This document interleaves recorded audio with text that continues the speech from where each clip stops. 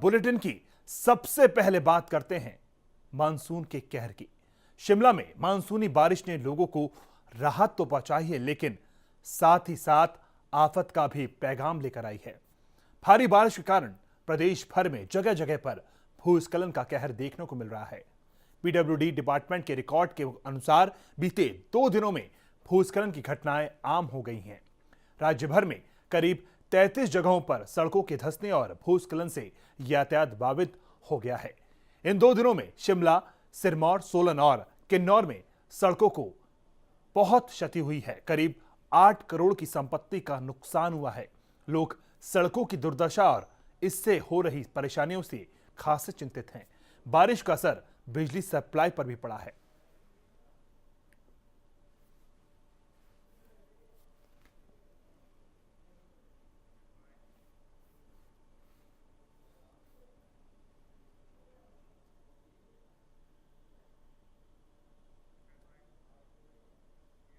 नाहन में भारी बरसात से होमगार्ड का एक भवन धराशायी हो गया।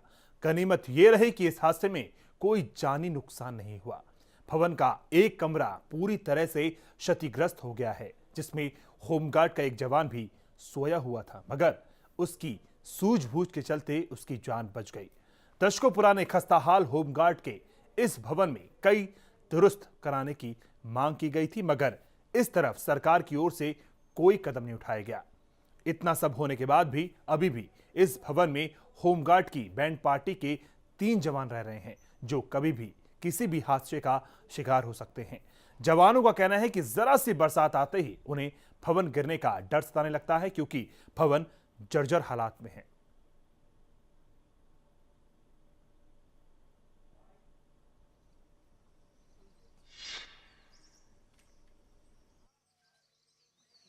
एकदम अचानक जैसे मिट्टी सी गिरी ना ऊपर से, वैसे ही खुद ही बाहर निकला आया। जैसे इसने छलांग मारी और साथ के साथ पीछे से दीवार गिर पड़ी। तो जितने को हम बाहर निकले ने और सामान सारा दब गया। ये तो खैर बच ही गया फिलहाल। और मैं शाम को 7 बजे मेरे जब कोई हरकत हुई तो मैं बाहर निकलते ये दीवार गिरी। हमने पहले भी लिख के दिया हुआ था इसके बारे में कि हमारे को खतरा है जी। तो ये रात में मकान गिर चुका है, और पर शुक्र ये है कि जो बंदे की जान बच गई है जी। तो हमारी गुजारिश है कि ये कमरे नए बनाया जाए बैंड बारी। बुलेटिन में एक बड़ी खबर आ रही नाहन से, जहां पर नशीली दवाई पिलाकर एक नाबालिग स्कूली छात्रा के साथ दुष्कर्म का मामला सामने आया है। इस मामले में पुलिस ने निजी नर्सिंग कॉलेज की छात्रा को गिरफ्तार कर लिया है, जबकि दुष्कर्म करने वाले मुख्य आरोपी की तलाश की जा रही है। तो एक बड़ी खबर आ रही है नाहन से, जहां पर नशीली दवाई पिलाकर एक नाबालिग स्कूली छात्रा से दुष्कर्म का मामला सामने आया है। इस मामले में पुलिस ने निजी नर्सिंग कॉलेज की छात्रा को गिरफ्तार कर लिया है, जबकि दुष्कर्म करने वाला मुख्य आरोपी की तलाश की जा रही है। नाहन से यह बड़ी खबर आ रही है, जहां पर एक नाबालिग के साथ दुष्कर्म का मामला सामने आया है। बताया जा रहा है कि नशीली दवाई पिलाकर इस स्कूली छात्रा के साथ दुष्कर्म की घटना को अंजाम दिया गया। बहरहाल पुलिस ने इस मामले में नर्सिंग कॉलेज की छात्रा को गिरफ्तार कर लिया है, जबकि मुख्य आरोपी अभी फरार है।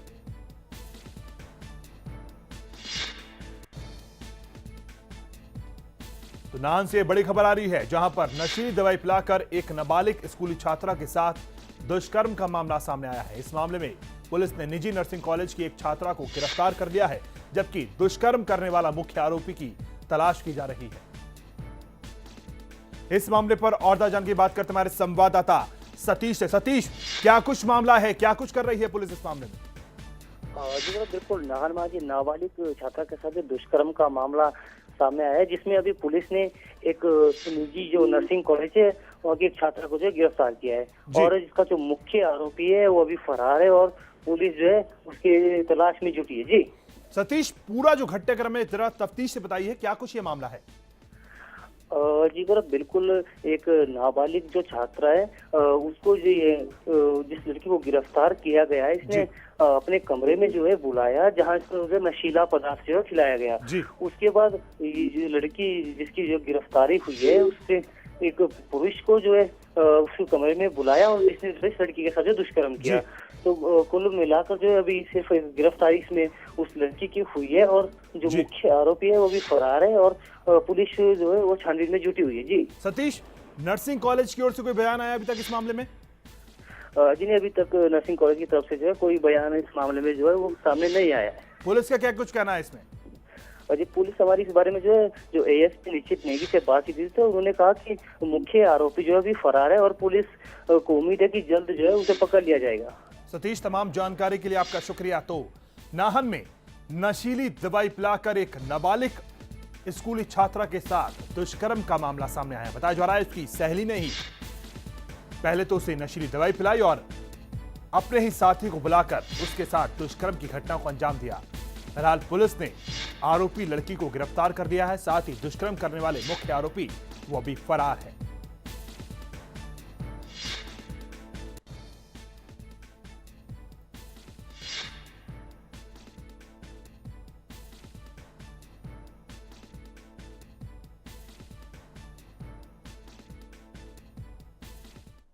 खराब मौसम के कारण श्रीखंड महादेव यात्रा आधिकारिक तौर पर फिलहाल रोक दी गई है। मौसम साफ होते ही यात्रा को फिर से शुरू कर दिया जाएगा। कुल्लू प्रशासन ने खराब मौसम को देखते हुए सिंहगाड़ में आगे श्रीखंड महादेव की यात्रा को स्थगित कर दिया है। प्रशासन ने श्रद्धालुओं से अपील की है कि जब तक वह अनुमति नहीं देते तब तक वो सिंहगाड़ में आगे की यात्रा ना करें। मालूम हो कि श्रीखंड महादेव का रास्ता काफी खतरनाक है। लगातार खराब मौसम और बारिश होने के कारण रास्ते में पत्थर और मलबे के गिरने की आशंका काफी ज्यादा होती है। इसे देखते हुए प्रशासन ने खराब मौसम में श्रीखंड यात्रा को रोकना ही सही समझा है।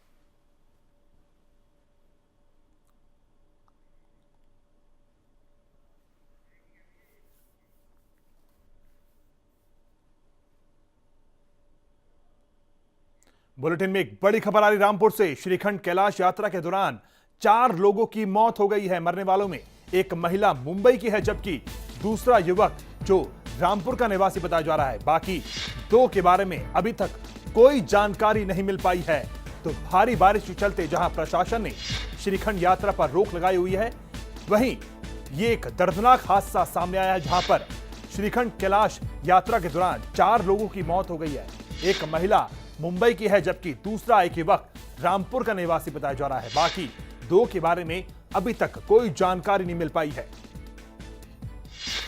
तो प्रशासन ने भारी बारिश के चलते जहां श्रीखंड कैलाश यात्रा पर रोक लगा दी है, वहीं ये एक बड़ा हादसा सामने आया है।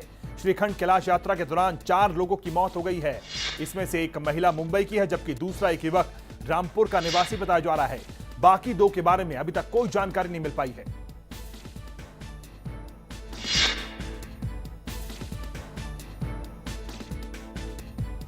बड़ी खबर आ रही है, श्रीखंड महादेव यात्रा पर जाने के लिए गए थे लोग और इस हादसे में 4 लोगों की मौत हो गई है।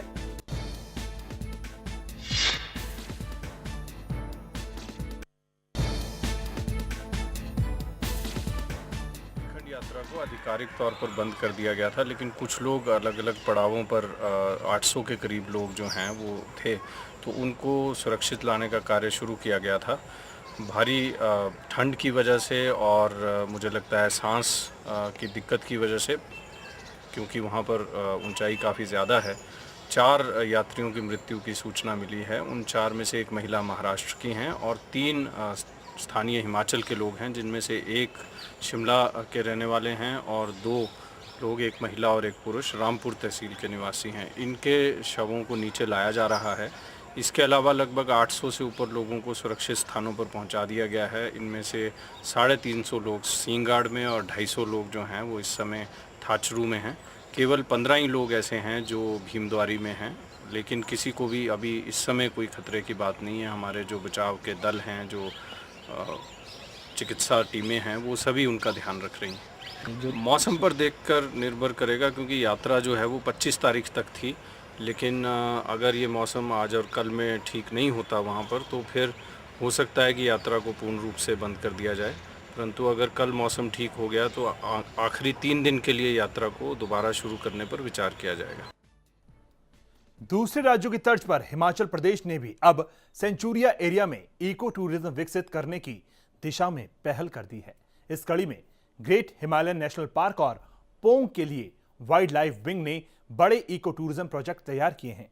इनमें पर्यटकों को ठहरने के लिए अत्याधुनिक टेंट की सुविधा मुहैया कराई जाएगी, जबकि ब्रेकफास्ट, लंच और डिनर स्थानीय ग्रामीण शैली का होगा।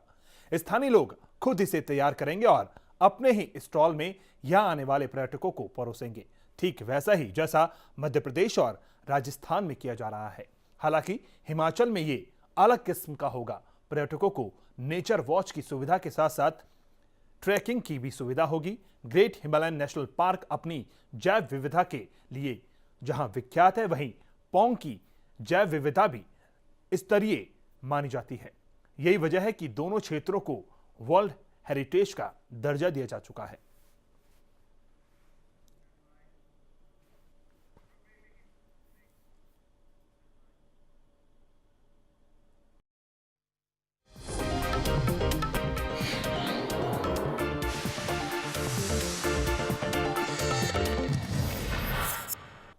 ब्रेक के बाद आपका स्वागत है। कांगड़ा के नगरोटा सूर्या की गोड़ खड्ड में पुलिस ने अवैध खनन के दौरान छापा मारा।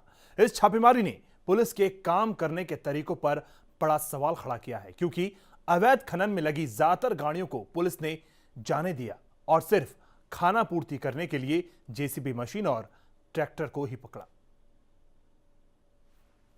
कानून और व्यवस्था क्या होती है, इसका पता हिमाचल पुलिस से बेहतर कोई जान ही नहीं सकता। अवैध खनन के दौरान कांगड़ा के नगरोटा सूर्या की गुहन खड्ड में पुलिस ने छापा तो मार दिया, लेकिन वो भी सिर्फ नाम का।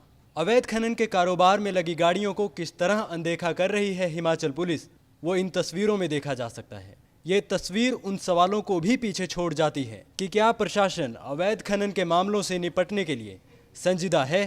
पुलिस के सामने खनन में लगे ट्रैक्टर यूं ही रेत और बजरी लेकर चलते बने, लेकिन ज्वाली पुलिस ना इन्हें रोकने की जहमत उठाई और बड़े अदब के साथ इन्हें जाने दिया।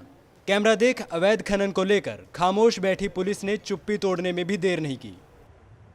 थी कि गोड़ खड्ड के किनारे जो है अवैध खनन हो रहा है, इस पे मैं मौका पे आया, अपने साथियों सहित आया, टीम सहित, और मौका पे हमने एक जेसीबी व एक ट्रैक्टर का चलान किया है और इन्हें पाउंड कर लिया है और इनको बतला दिया गया है कि इस चलान को भुगतें। इसे पुलिस की दिलेरी कहें या लापरवाही कि अवैध खनन के खतरनाक कारोबार को रोकने के लिए ना तो पुलिस दल को साथ लिया गया और ना ही किसी बड़े अधिकारी को। पुलिस की इस ढीली कार्रवाई की वजह से कई खनन में लगी गाड़ियां वहां से फरार हो गईं और सवाल छोड़ गईं नगरोटा सूर्या के पड़ने वाली ज्वाली पुलिस के काम करने के तरीके पर। नूरपुर से अजय गुलेरी के साथ Subhash Chandra, day night news. Bilaspur police के हाथ एक बड़ी कामयाबी लगी है। जिले में चोरी की वारदात को अंजाम देने वाले एक गिरोह का पर्दाफाश हो गया है, जिसके चलते बिलासपुर पुलिस की स्पेशल इन्वेस्टिगेशन यूनिट टीम ने खुमावरी और शाहतलाई में हुई चोरी की घटनाओं में सोना बरामद कर लिया है। घटना में संलिप्त 4 आरोपी जम्मू कश्मीर के रहने वाले बताए जा रहे हैं। इसके अलावा एक अपराधी पंजाब का भी शामिल है। इस गिरोह की विशेषता यह है कि यह गिरोह बेखौफ दिन दहाड़े लोगों के घरों में ताले तोड़कर सोने चांदी के गहनों पर हाथ साफ करते थे।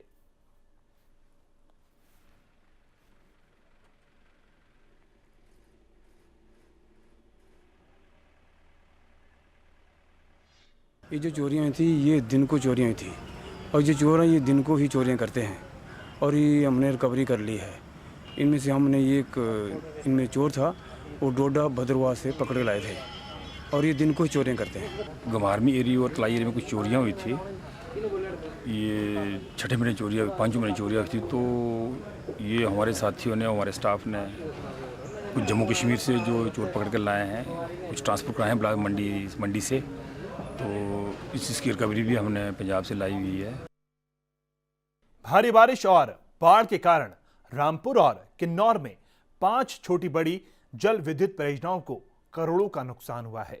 किन्नौर जिले के पावनी में 4 मेगावाट का बिजली प्रोजेक्ट भारी बारिश के कारण नाले में आई बाढ़ की चपेट में आ गया। इससे जहां बिजली उत्पादन बंद हो गया, प्रोजेक्ट को करीब 2 करोड़ से अधिक का नुकसान हुआ है। इस प्रोजेक्ट से नाथपा के लिए 4 मेगावाट बिजली सप्लाई की जाती है। जानकारी के अनुसार सुबह करीब 9 बजे नाले में अचानक भारी बाढ़ आ गई। एक नाले में इतना पानी आ गया कि परियोजना की टरबाइनों में पानी ले जाने के लिए बनाया गया इंटैक पूरी तरह से टूट गया। इसे ठीक करने में अब कई दिन लग जाएंगे।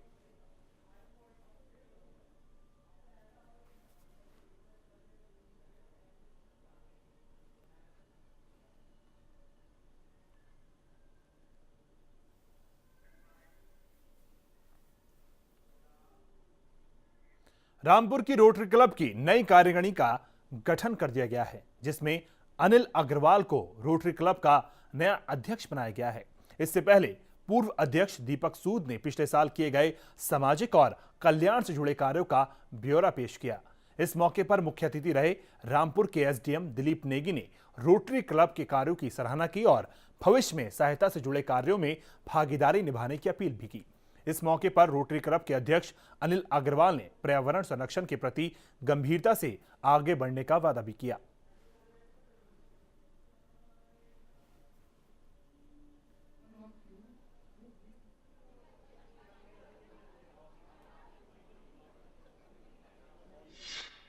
My message to the society is that environment matters and that all of us should actively participate in keeping our environment clean and green.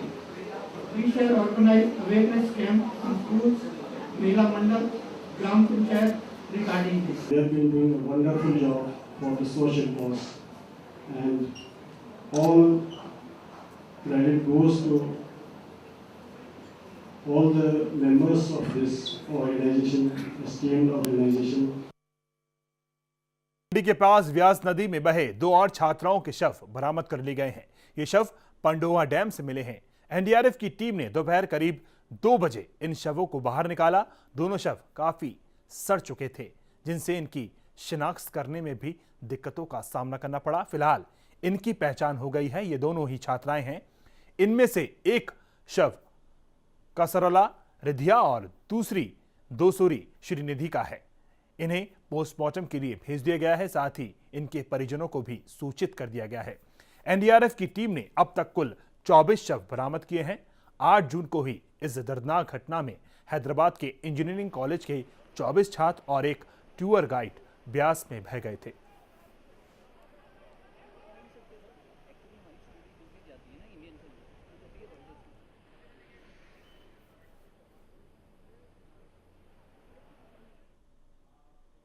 तो हिमाचल के इस बुलेटिन में फिलहाल इतना ही, लेकिन आप देखते रहिए डे नाइट न्यूज। नमस्कार। खबरों की दुनिया में आइए, हमारे साथ कहीं भी और कभी भी जुड़िए। हम मिलेंगे फेसबुक पर, हम दिखेंगे यूट्यूब पर, हमें फॉलो कीजिए ट्विटर पर। खबरों के साथ बने रहिए रात दिन।